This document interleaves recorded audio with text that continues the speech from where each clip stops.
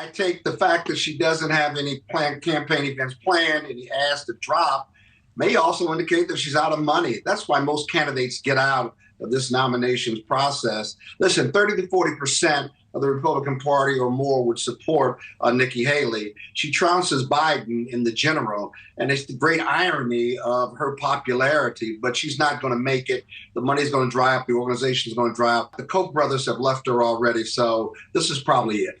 So if she drops out, Scott, where do her supporters go? That's a good question. I doubt she'll endorse Donald Trump.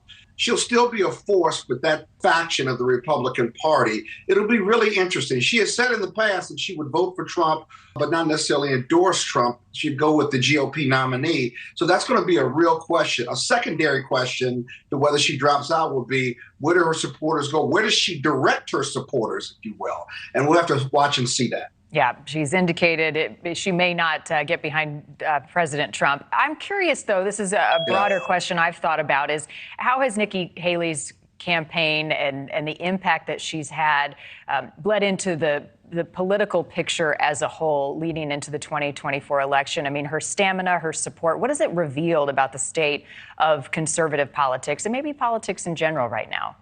It reveals the GOP is Trump's party. There's a real faction there. Trump's daughter-in-law and others are going to take over the RNC after Super Tuesday. He'll have complete control of it.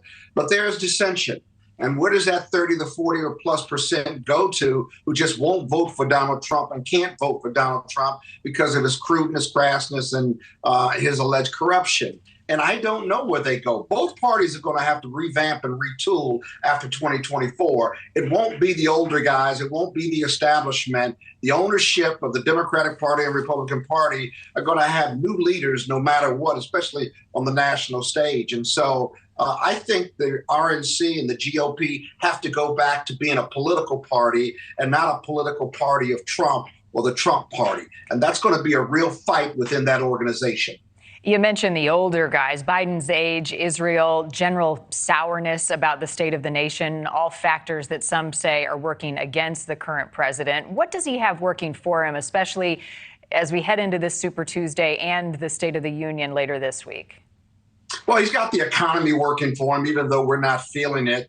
I think it takes time for those factors to kick in. He's got a legislative record. He's starting more to talk about his age. And he's smiling more, and that makes him more likable. And there's time. There's 8 to 9 months to go. The fact of the matter is his candidacy, his nomination is baked in. This is going to be the rematch. And really the exciting part of this race, otherwise boring race of this rematch that no one seems to want, is whether Donald Trump is going to be sitting in a courtroom, whether he's going to get convicted before November or not, and what all that means for the party.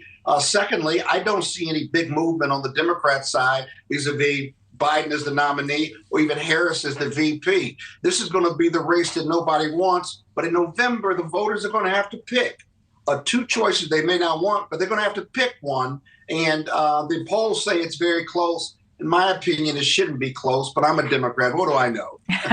Well, one argument, speaking of Democrats, that I've heard floated is that a lot of Democrats believe that more coverage of Trump is actually a good thing.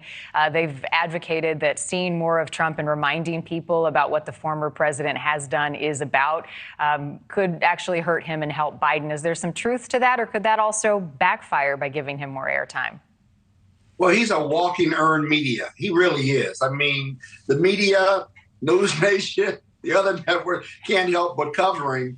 I think that if they see him sitting in a criminal courtroom in New York, regardless of what you think about the validity of that case, he gets convicted on one or more felonies.